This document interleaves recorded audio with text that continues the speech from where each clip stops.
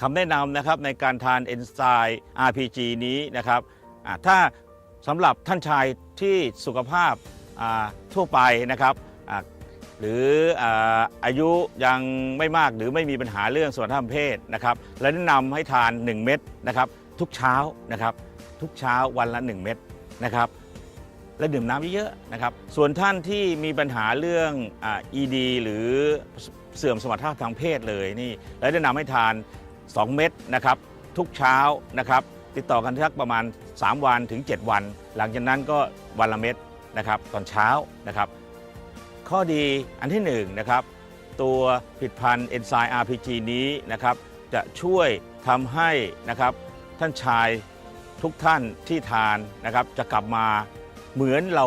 เป็นหนุ่มๆนะครับ14 15 16 17 18ของเราไม่ใช่สารเคมีไม่เหมือน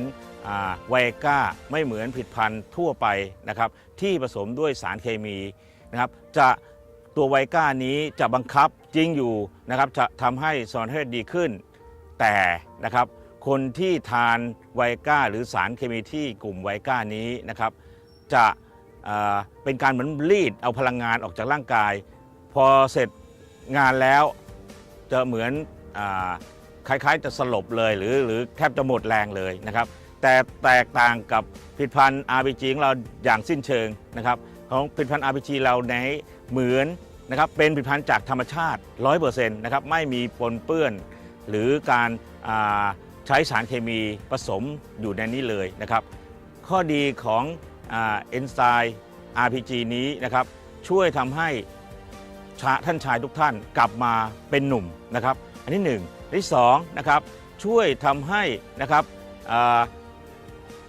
ท่านชายนะครับทุกท่านนะครับมีกำลังวังชานะครับทำงานนะครับและแม้แต่เรื่องการเสพสุขนะครับได้อย่างเต็มที่นะครับท่านที่3นะครับเมื่อเสร็จงานแล้วนะครับก็ไม่เหนื่อยไม่หมดแรงนะครับถ้ายิ่งเป็นคนหนุ่มด้วยมีพลังงานเยอะนะครับท่านหนุ่มสามารถจะต่อรอบได้เลยนะครับอันที่4ประโยชน์อย่างยิ่งคือนะครับช่วยทำให้การหลั่งนะครับสมบูรณ์และปริมาณมากนะครับน้ำเชื้อเนี่ยจะเยอะเยอะขึ้นเยอะเลยนะครับที่5นะครับอันนี้เหมาะมากสำหรับท่านที่มีปัญหาเรื่องต่อมลูกหมากนะครับจะช่วยทำให้ปัสสาวะพุ่งนะครับปัสสาวะพุ่งนะครับและไม่ปวดไตไม่ปวดกล้ามเนื้อบริเวณต่อมลูกหมากนะครับข้อที่6นะครับจะทำให้นะครับอันนี้เหมาะมากสำหรับเพศทั้งคู่นะครับสามีภรรยาที่มีปัญหาเรื่องท้องยากนะครับเรื่องตั้งครรภ์ยากหรือตั้งครรภ์แล้วเด็กหลุดนะครับเราแนะนำนะครับให้ท่านชายนะครับทาน RPG 1 เม็ดทุกเช้านะครับแล้วก็ฟาริเซียนะครับ3 เม็ด3 มื้อ3 เม็ดตอนเช้าตอนกลางวันตอนเย็นนะครับทานก่อนอาหารครึ่งชั่วโมงถึง1 ชั่วโมงและดื่มน้ำเยอะๆกินติดต่อกันนะครับในระยะเวลา3 เดือนนะครับท่านชายจะทราบเลยว่าการคัดหลั่งการหลั่งของน้ำเชื้อจะเยอะขึ้นและกลิ่นนี่จะฉุนรุนแรงมากขึ้นนะครับส่วนท่านเพศหญิงที่ต้องการตั้งครรภ์นะครับแนะนำให้ทานฟาริเซีย3 เม็ด3 มื้อ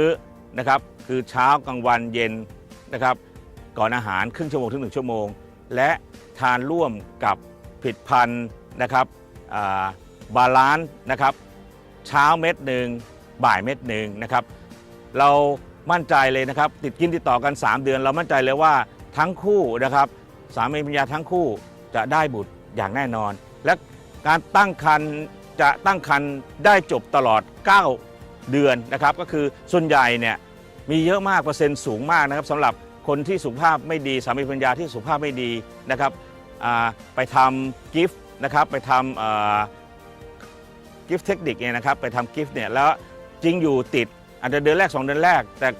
หมอจะสั่งให้นอนอยู่กับบ้านเลยไม่ให้ออกไปออกกำลังกายไม่ให้ไปเดินเพราะว่ากลัวเด็กหลุดนะครับแต่ถ้าท่านทานเพศชายทานฟาริเซียร่วมกับ RPG เพศหญิงทานฟาริเซียร่วมกับบาลานซ์ จะพบว่าคู่สามีภรรยานี้จะสามารถตั้งครรภ์ได้จนตลอดรอดฝั่งได้บุตรแน่นอนนะครับ